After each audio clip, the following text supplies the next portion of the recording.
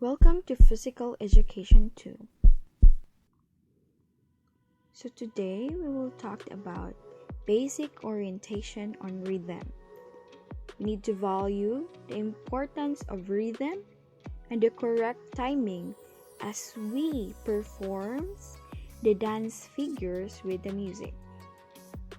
So our objectives for today is we need to define rhythm and its terms. Identify the note value, pattern, and system of counting.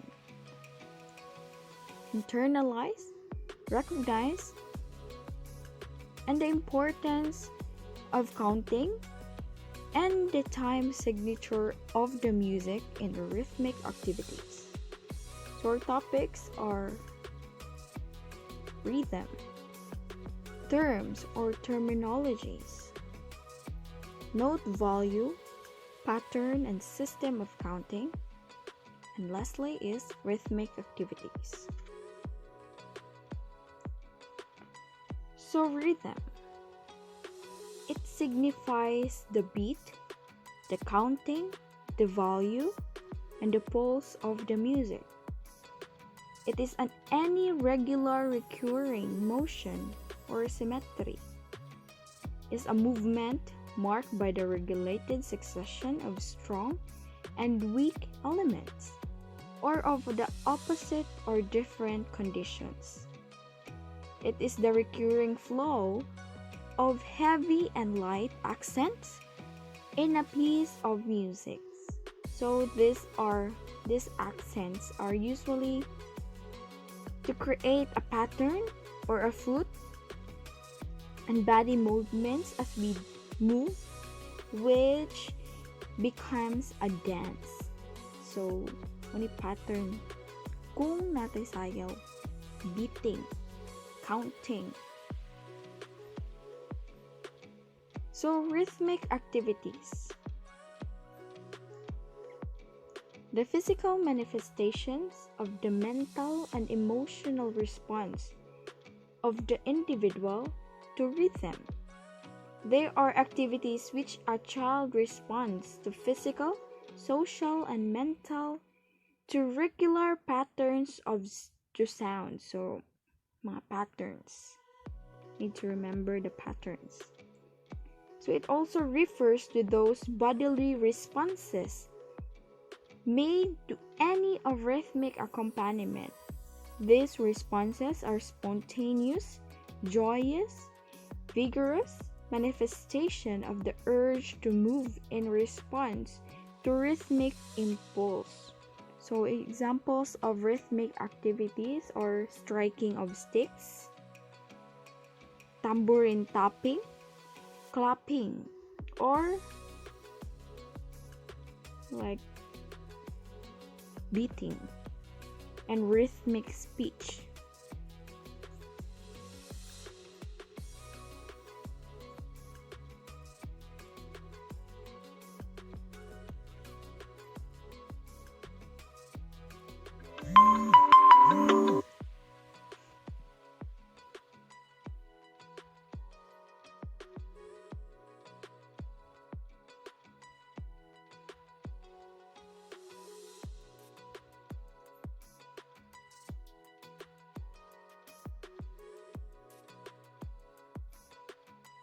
So next we have the terminologies or terms.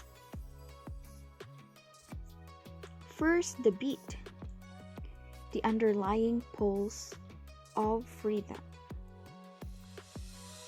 We have a count, a pulse beat, a time limit, a tempo, rate of speed of a movement. So ang gihinayon or ang gikusgon. Ang count kay, like for example, mukanta sa Bahay Kubo. Bahay Kubo kahit 1, 2, 3, 4, 1, 2, 3, 4, 1, 2, 1, 2, 1, 2. That was just an example. Next we have note, are printed symbols of a musical tone. Note we have whole note, half note. Next, we have bar. In music, a vertical line across a staff dividing it into equal measure of time. So later on, we will discuss about bar in other terms. Next, we have measure, a group of pulse beats. So we have 2, we have 4, we have 3.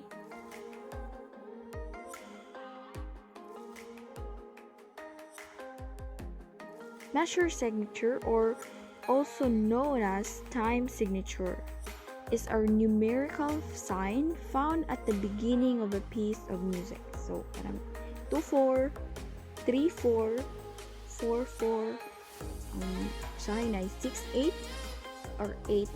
Mga difficult na mga time signature. Next, we have note pattern.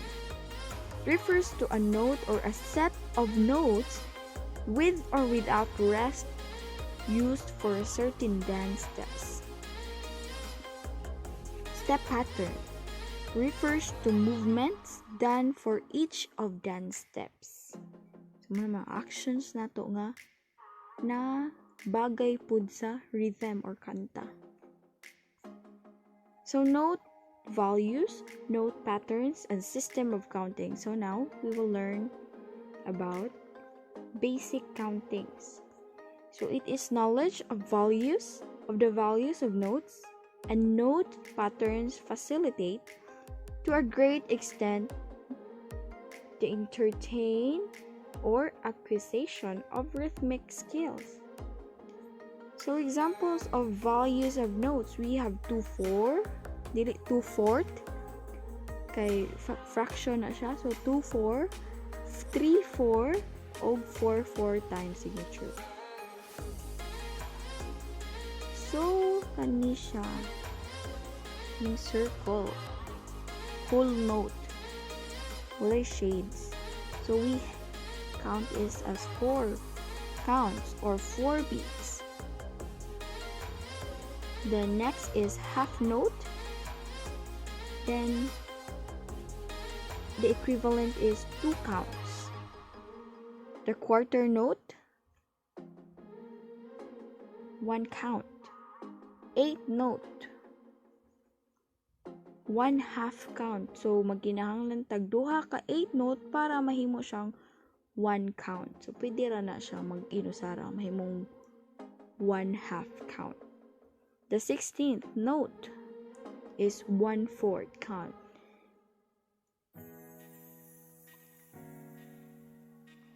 So those are the basic notes that we have, especially kung magamit ta og 4, 2-4, 3-4, 4-4 na time signature. So time signature, karon na sa ibabaw, 2, 3, and 4, it is how many counts in a measure. Like 1-2, 1-2-3, and 1-2-3-4. Say, natay 1 and 2, na 1 and 2-3, na 1 and 2 and 3 and 4 and, but it is the measure, the counts. Depends kung unsang time signature nga itong gamiton o ibutang dito sa music piece. Next is kaning nasa ubos, what note receives 1 beat. So kung magbasa ta nihan, dili ni 2/4 kundi 2/4. Measure refers to the identical grouping of underlying beats. This group of notes is between 2 bar lines. So example, the time signature. First, we have 2-2, 2-4 time signature. So atong mga bantayan ko to ba siya 2, 1 and 2, 1-2. Kani siya muna siya ang sulod ra gyud sa time signature. within the measure, within the bar lines. 1, 2. So, kung munghisgot po tag 3, 4 time signature, 1, 2, 3, 1 and 2, 3, 1, 2, 3. So, 3, 4, 3. Limit na siyang 3 na ko to dili na siya malapas. So, lastly, we have 4, 4 times signature. We have 1, 2, 3, 4. 1, 2, 3. 1, 2, 3, 4. So, 4 gina siya ang limit nasa sud sa measure kay 4, 4 times signature man siya. Rhythmic activities. The physical manifestations of the mental and emotional response of the individual to rhythm. It also refers to those bodily responses made to any rhythmic accompaniment. These responses are spontaneous, joyous, vigorous manifestation of the urge to move in response to rhythmic impulse. So we have the note patterns and system of counting. So, natay 2-4 rhythm. Ang basic ano niya is, kung 2-4 rhythms at mo na siya counting, 1, 2, 1 and 2, 1, 2 and 1, 2 and kay half man siya. 1 half count, 1 half count. I said 1 half count, 1 half count, 1 and 2. 1, 2, and may kalihian na nila. Same na sila, but the notes are kaning naguna ang 1 half na counting. Well, sa sunod, nag-awahin na ang 1 half. Pero, same na gapon sila. It is 2-4 time signature, 2-4 rhythm, 2-4 counting. So next, we have 3-4 rhythm. 3-4 rhythm. So, first nga counting, we have 1, 2, 3. Next is 1 and 2, 3. Diman na to nga 3-4 nga rhythm. O mo nang kasagaran kay hantud ra siya 3. So, last diri nga na ay dot. Ang dot mo receive siya og kanang half value sa ihang gitaparan nga note. So, ang value ani nga note is, kaning half note is 2 counts. Ang half niya is 1. So, that is why nahimo siyang 3. So, ang kaning first kay 1, 2, 3. Next is 1 and 2, 3. Next, 1, 2, and 3. 1, 2, 3, and 1 and 2 and 3 and 1, 2, 3. 1, 2, 3. 1, 2, 3. Siyag mo lahi ang iyahang tono kung lahi-lahi siyag mga notes. Next, we have 4-4 rhythm or 4-4 time signature. We have 1, 2, 3, 4. 1, 2, 3, 4. 1, 2, 3, 4. Oops, same na. 1, 2, 3, 4. 1 and 2 and 3 and. So, naa siya mga and because kani sila nga mga notes 1 na sila 1 kaya madali.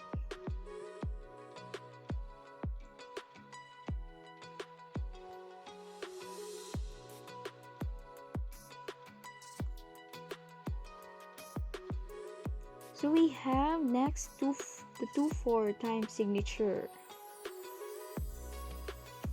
Including bar ganina no naghisgot sa term, sa terminologies. Ang bar is this. Kung mo hisgot ta og bar, vertical line. So kano siya vertical line. Ano siyang bar? Ang naglinya. Barog na linya nga walay value dira sa time sa music. Ang measure is a group of pulse beat. Measure, one measure. Ang kani siya kay naay upat 1, 2, 3, 4, 5, 6 ka measure. One measure, kani kaduha measure. 3, 4, 5, og 6. Naay 6 ka measure ang per depende sa music nga gitukar or gisayaw. Or kani, naa siya 6 measure. It's a group of pulse beat.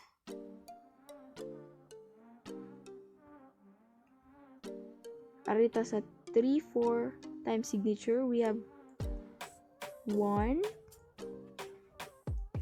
2, 3, 4, 5, 6. 6 sa good day kapon. Sa 4-4, saag na ko. 1, 2, 3, 4, 5, 6. May bar line, usa ka measure.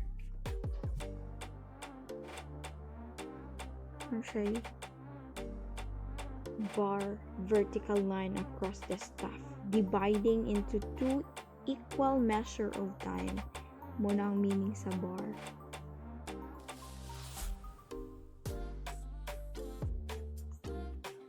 So, dance. Introduction to dance.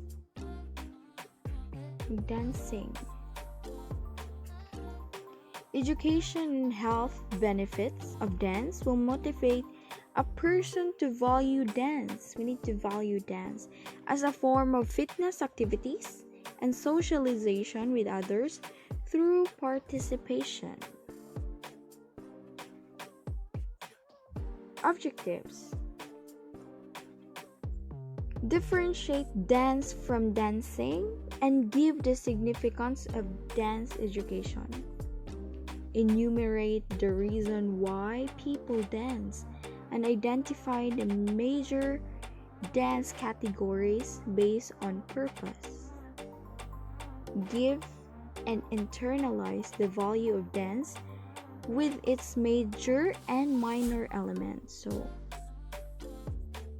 our topics are the significance of dance education, reason why people dance,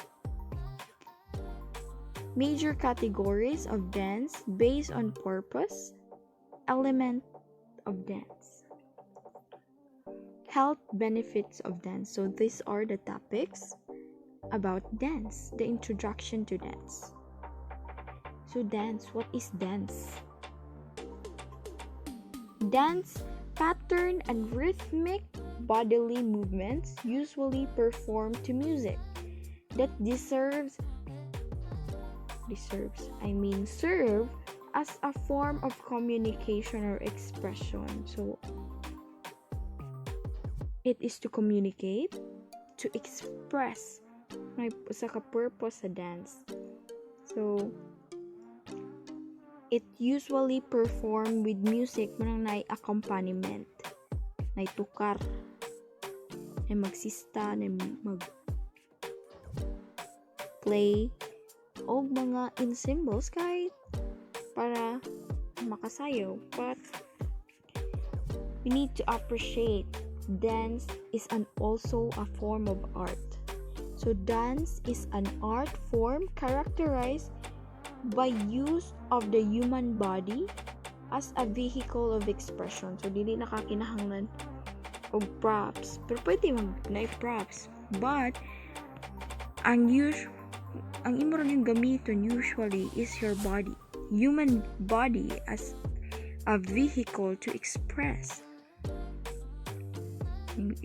imong action, imong message, about dance. That is why we have na dance ka na mag-interpretative dance. Next, dance has been described as an exciting and vibrant art which can be used in the educational setting to assist the growth of the students and to unify the physical, mental, and emotional aspects. So, kinahanglan magamit yun na itong physical, of course, our body, our mental, pag-memorize og steps, our emotional, na ay ma-feel sa mga audience nga with emotion na imong dance, kung unsa imong gihatag, but abot sa ilaha nga mga message sa imong dance. So, some says that dance is immediately accessible for most people. No special equipment is needed, just the ability to move. So, kung kibaw ka mo lihok, kibaw ka mo sayaw. So, dancing, ganina dance. Karon we will talk about dancing. So, ang dancing is a verb while dance is a noun. So, dancing is actually doing it. The actual performance. This is a means of expressing one's emotion through the movement disciplined by the rhythm. So, dapat napog ka sa rhythm, naka sa flow sa kanta, dili kay wala ka sa beat, wala ka sa rhythm, lain pud kay tanaw, no? So, dancing, it is an act of moving rhythmically and expressively to an accompaniment. The word dancing came from an old German word, danson, which means to stretch. So we have the significance of dance education. So it is the inclusion of dancing in the physical education program of the school. Munang natay physical education 2, which is rhythms and dances. It is the inclusion of our physical education program. First is to expose everyone, especially the youth, to the benefits of learning dance. So we need to appreciate dance, especially us, the youth. Kung unsa yung mga benepisyo aning pagsayaw. Next, to engage students in artistic experiences through the processes of creation, performance, and response.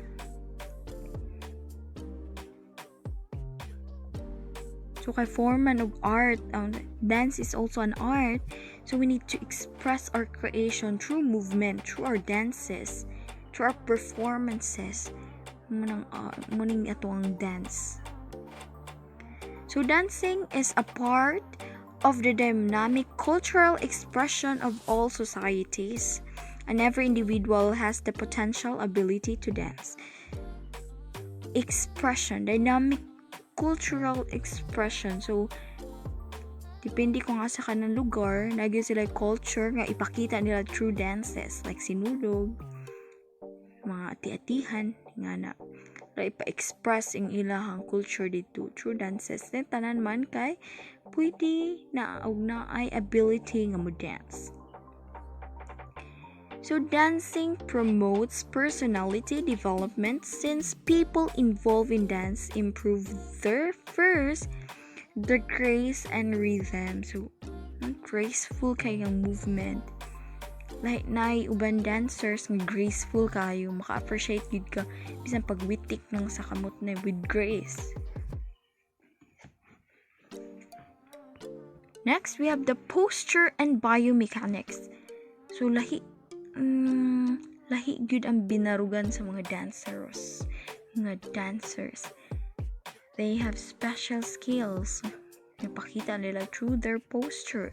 Labi na kung na mag-perform na sila, di gyud sila magbako na gyud sila. Stand straight. fun. They are disciplined. We also have dedication, motivation, and determination. Of course, if wala sila yung mga ingani nga capacity, dili sila dedicated, di sila motivated, wala sila determination, of course, wala gid sila nga ingani nga mga personality.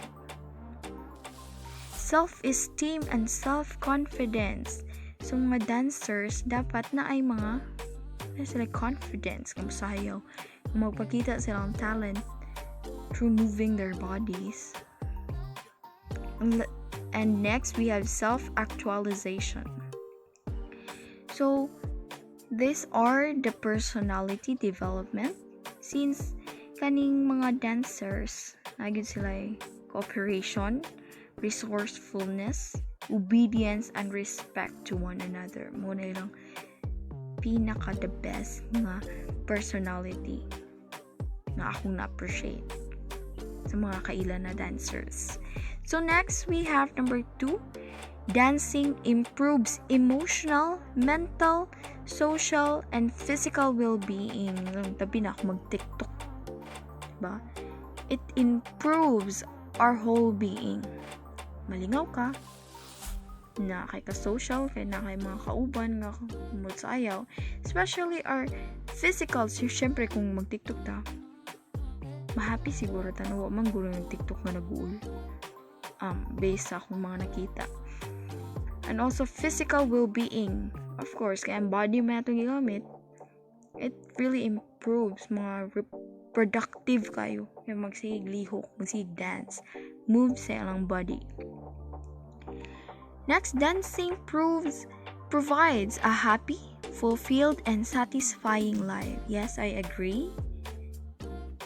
You will be happy, fulfilled. Dancing improves reflexes and awareness of one's own body and immediate environment. And lastly, we have dancing educate oneself and the audience during the physical performance of the dance. Dance education programs includes opportunities for the development of, first, the critical thinking and analytical skills. So, di lang day simple nga sayaw, it also have critical thinking, mga skills ang mga dancers. Cooperation and teamwork, especially kanang mga naikauban, group nga mga dancers, like partner, they need to have cooperation and teamwork. Labi ng social dance, mga ballroom dances, teamwork is ng cooperation na magda, magpada, kaya kung dili, na magtinawakay na silang tiil. Self-expression and self-esteem, expression of oneself ang dance. Good mo ni best nga mag-express mo self is through dancing. Makaila ka sa mga tao, sa usa ka tao through her or his actions. Organization and problem solving, especially those kana mag-choreograph, naging sila organization. Salute to those nang makibaw mo choreograph. They have the best organization skills, problem solving, kung saan sila pagporma kining mga haning kadaghan nga mga participants, diba? Dida sa math na problem solving. So we also have cultural literacy, and lastly, the communicating emotions through movement. So muni communicate through movement gamit ra ang imong body movements. So reasons why people dance, nag-give reasons. So kita nag-dance ta para sa atong grades, but most of the people dance because of enjoyment, entertainment, professional dancers, ritual, praise and worship of God. So na magsimba, ilang i-express ilang praises to God through dancing. And socialization. You can meet new friends through dancing. Binaw sa mga competition. So we have major dance categories based on purpose. So na po yung mga purpose ng mga dance. So first we have ceremonial dance. Mag-ceremony. So it's a major category or classification of dance forms or dance styles where the purpose is ceremonial or ritualistic. Mga ritual. Mga dance. Like, sa sinog. Like, ng makandila. Nila sayawan. Mga ritual nila. Next, we have competitive dance. So the word competitive, competition, is a major widespread activity in which competitors perform dances in any of several permitted dance styles. So it's all about competition nga mga dance. The erotic dance. So is a major category or classification of dance forms or dance styles where the purpose is the stimulation of arousal or erotic or sexual thoughts or action. So kasagaran ni nasa bar or unsa na kuha ni is pole dancing. Next is concert dance, also known as performance dance or theater dance in the United Kingdom. So dance performed for an audience. It is frequently performed in a theater setting. Though this is not a requirement, and it is usually choreographed and performed to set music. Concert dance, so mga teatro, mga kanta, sayaw, para sa ilang audience.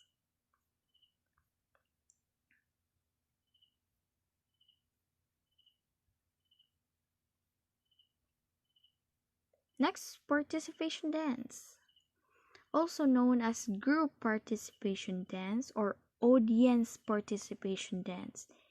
The purpose of this type of dance is to actively encourage dancing participation in the group. So na examples, also social games based on dancing. Makita na nato sa weddings, mga festivals, kinahanglan og mga daghan nga audience para maka-participate o makapili sila kung kinsay gusto mo participate sa participation dance. Lastly, we have social dance. It's a major category or classification of dance forms or dance styles where the primary focuses of the dance is for socialization. Social dance can be danced with a variety of partners and still be lead followed.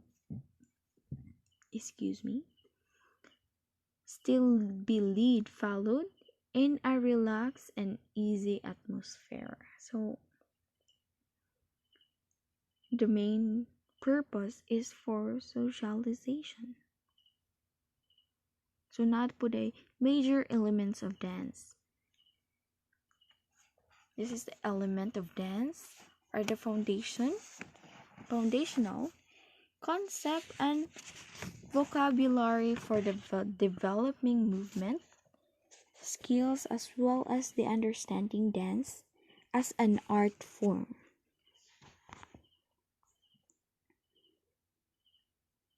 First, the first major element of dance is body.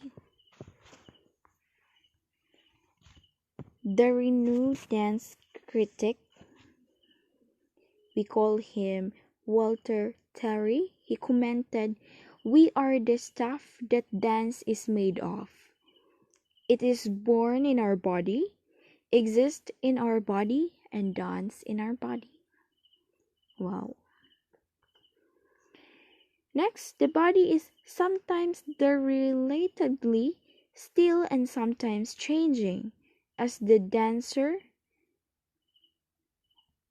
moves in place or travel through the dance area. The body is the conduit move between the inner realm of intentions, ideas, emotions, and identity and the outer realm of expression and communication. So, number one is the body. It is a major element of dance. Next, we have action. Action is any human movement included in act of dancing. Tanan nimo gibuhat sa pagsayaw nimo, it is action. Una kay body, sunod action. So it can include dance steps, facial movements, lips, carries, and catches, mga iksa o mga labay, especially cheerleading, and even everyday movements such as walking. So those are some examples of actions. So movements that travels through space are broadly called locomotor movement in contrast to axial movement or non-locomotor movement, which occurs in one spot. So, di magluhag, nara ka, nagtindog. Next, we have space. So dancers interact with space in myriad ways. They may stay in one place and move parts of their body or their whole body, or they may travel from one place to another. So the dance may take place in one corner of a stage or in a big open circle outdoors with the entire community surrounding the dancers. It is the spatial relationships between dancers or between dancers and objects are the basis for the design concept, which as beside or front of, over, through, around, near, or far. Like, magamit tag props, kung asang pagbutang, nga naangay pud sa pagdance. Na spacing nga makalihok gyapon ang mga dancers. So we have time. Number 4 is time. First, we have the body. Next, the action. Next, the third one is space. The fourth one is time. So the key word of the element of time is when the rhythmic patterns may be metered or free rhythm. Much of Western music uses repeating patterns, but the concept of time and meter are used very differently throughout the world. So, nailahi nga time or movement, human movement, or rhythm or beat counting. Depende. So, it is when the human movement is naturally rhythmic in the broad sense that we alternate activity and rest. Dance movements may also show different timing relationships, such as spontaneous or sequential timing, or brief to long duration, fast or slow speed, or accents in predictable or unpredictable intervals. So, namtay mga kuan nga patterns like 2/4, 3/4, 4/4. It shows that we have different timings. May hinay, may paspas, may kusgan, like we have accent. Tagalog emphasis. So depende. Next is energy. So that is why kinahanglan na energy ta mo dance. In every competition, we are searching for energy. Mo day kay nana sa 5 major elements of dance. The energy. So energy is about how it refers to the force of an action and can mean both the physical and mental energy that drives the characterized movement. So depende pod kung unsay mong gi-action ra. Kung nisuko ka, put an energy nga nasuko gyud ka. Diba? Sa dances. So, next. Choices about energy include variations in movement, flow, and use of force, tension, and weight. Gibugaton sa imong pagsayaw. So, energy may change in an instant, and several types of energy can be concurrently in play. So, depende po. A run might be free-flowing or easily stopped, and it may be powerful or gentle, tight or loose, heavy or light. For example, like nakagi-push, like ba kinahanglan aggressive, depende sa situation sa imong dance. So those are the major elements of dance. Now we come to minor elements of dance. First, the music.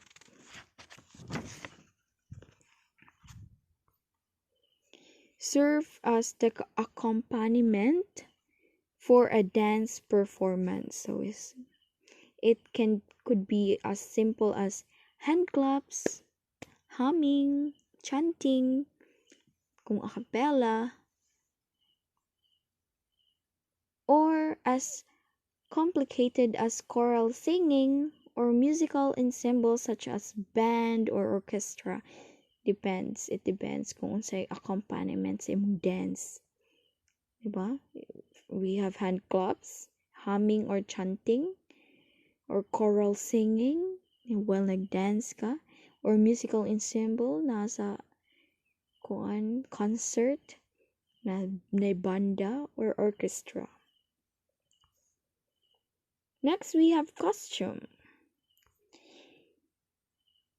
It refers to the special clothing worn only for dance performances.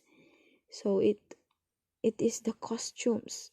Usually differ from ordinary dresses kung simgi kanang sulob in terms of cut kung asa kutob unsay cutting. Sa color and materials, it's very important. Ang costume, we also have mask na depende, and accessories like headdresses, nasa more headband for girls, or more crowns. We also have belts, footwear, mga sapatos, shoes, sandals, slippers, kung folk dance. Jewelries like earrings, imuhang necklace, chokers, special hairstyles like sa ball dancer, social dance, especially sa boys, kapilit kanilang hairstyles. Makeup and other beautification methods are utilized to give the performer a specific role. Kaya ron mahibawan kung sa rule niya dito sa dance. Kung sa iyang gipa-express dito, kaya madala pa ta siyang rule mo ng mga costumes sa character for the performances. Next is spectacle. This means the lavish costuming, choreography, movement enhancement, sets, props, and other theoretical elements. It is a certain quality done to the dance to make it attractive for viewing by the audience. Muni ang mga props, mga choreography nga gipangbutang sa ilang performances, especially dance. So we're talking dance, so we need also to know what are the benefits of dancing. So dancing can be a way to stay fit for people of all ages. Kung pila man imong edad. The shapes and sizes, kung tambok pa, sakto lang, daot, ano. It has a wide range of physical and mental benefit. It includes the following 13. So read with me. Number 1, improve condition of your health and lungs. Increase muscular strength, endurance, and motor fitness. Increase aerobic fitness. Improve muscle tone and strength. Weight management.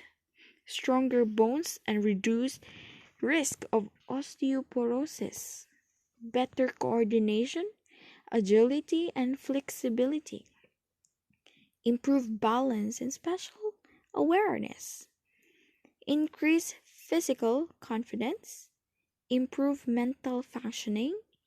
Improve general and psychological well-being. Greater self-confidence and self-esteem. And lastly, better social skills.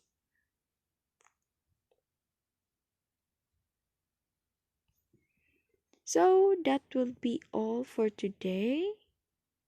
Thank you and goodbye.